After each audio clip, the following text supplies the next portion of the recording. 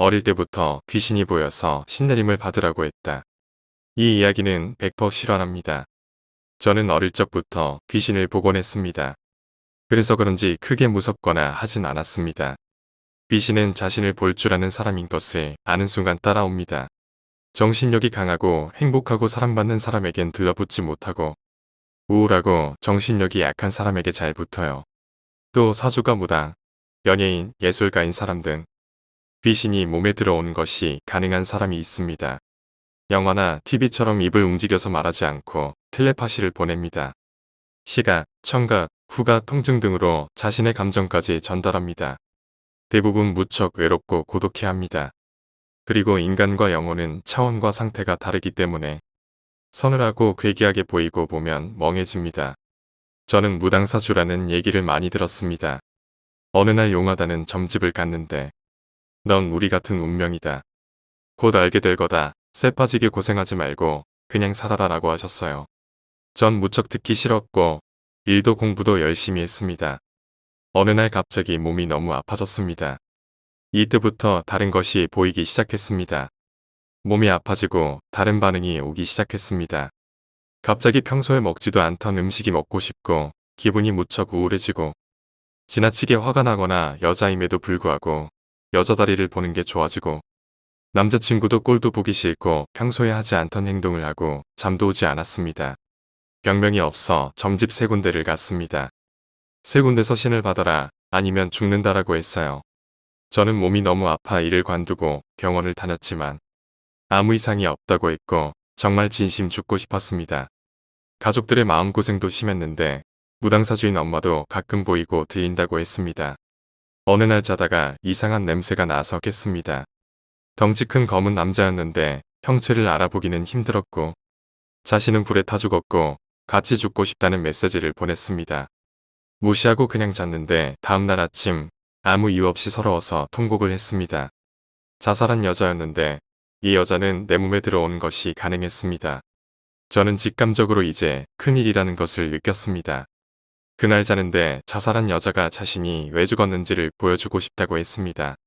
그 자살 연가는 결혼을 해서 아기를 낳았는데 남편이 바람이 나서 아기를 뺏기고 이혼을 당해 가슴이 너무 아파서 숨을 못 쉬겠더랍니다. 죽으면 이 통증이 없어질 줄 알고 고층 아파트에서 뛰어내려 죽었는데 고통이 하나도 없어지지 않고 그대로 납니다. 말하면서 그 통증을 제게 전달해 줬는데 얼마나 가슴이 아픈지 저도 뛰어내리고 싶을 정도였습니다.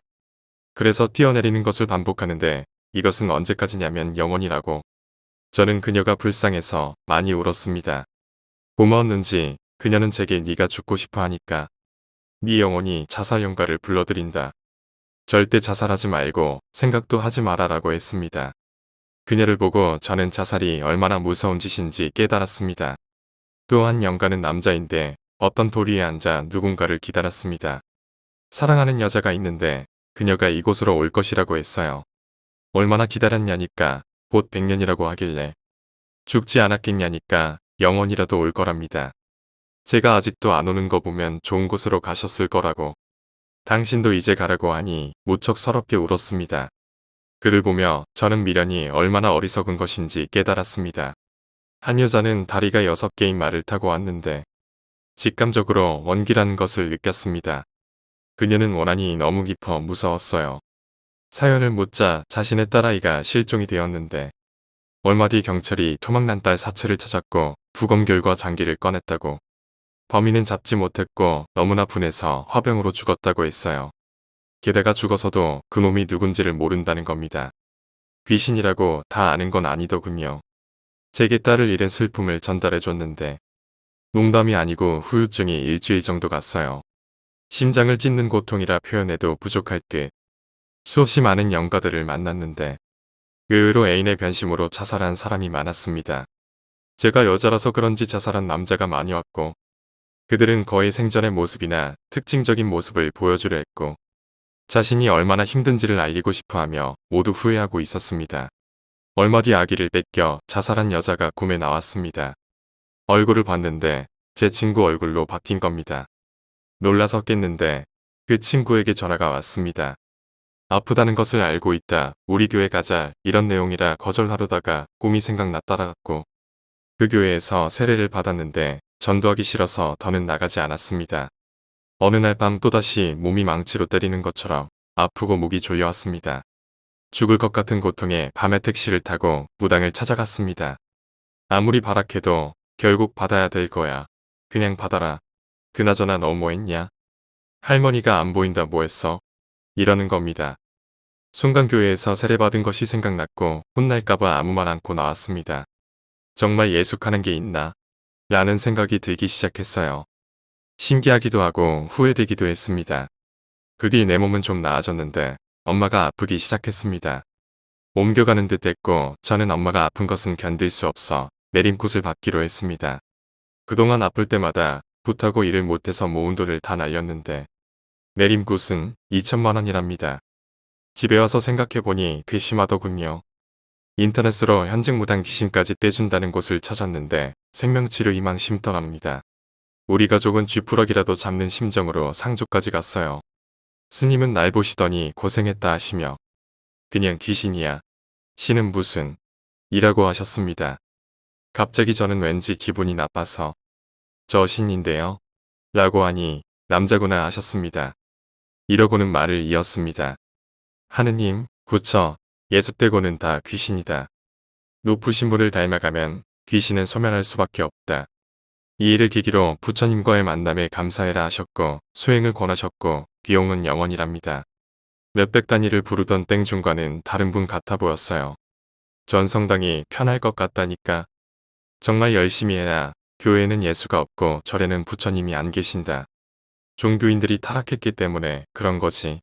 라고 하셨고 저는 성당에 다니게 되었고 아픈 몸이 거짓말처럼 나아 정말 열심히 믿게 되었습니다. 그 뒤 다른 종류의 귀신이 보이기 시작했는데 순직 군인, 경찰, 독립운동가 등 일하고 했어요.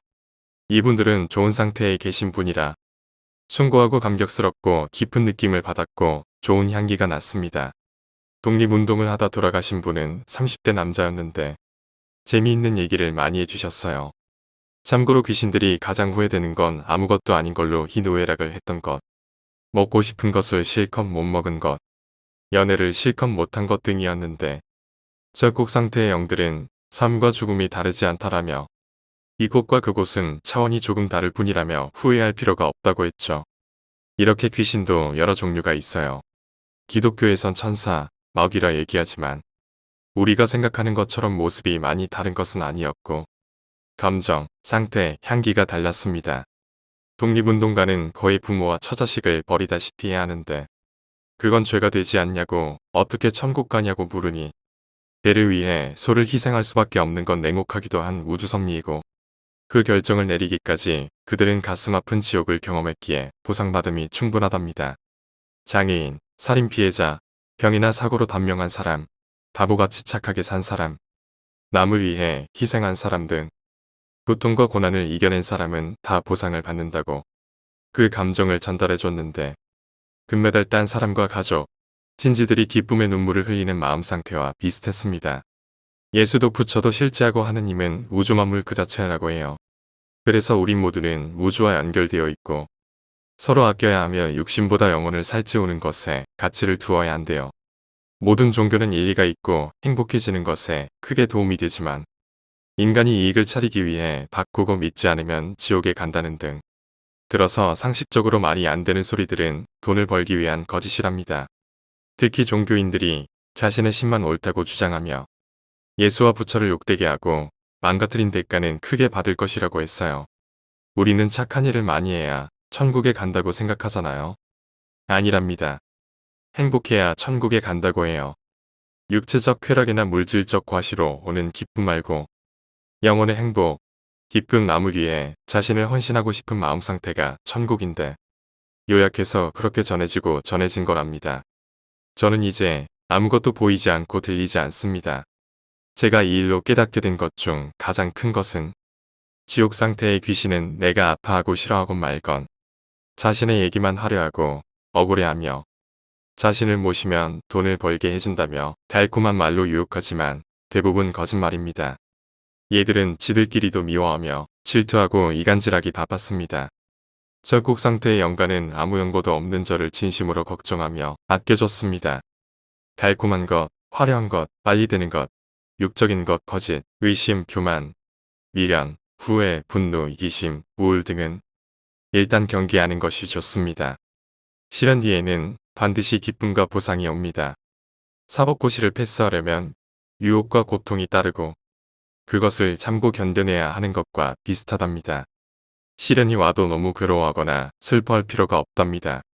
천국의 상태에 가까이 가면서 살아가는 것이 좋겠죠. 오늘 이야기는 여기까지입니다. 오늘 이야기가 재미있으셨다면 구독과 좋아요, 댓글 부탁드립니다. 댓글은 저에게 큰 힘이 됩니다. 감사합니다.